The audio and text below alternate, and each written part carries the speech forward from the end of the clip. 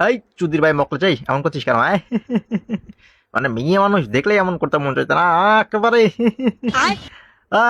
Madam কিছু মনে করো না, না মানে ভুলে আবার আপনি তুমি বলে ফেলেছি, আপনি কিছু মনে করেন না ম্যাডাম, এটা আমার বন্ধু মকলেশ।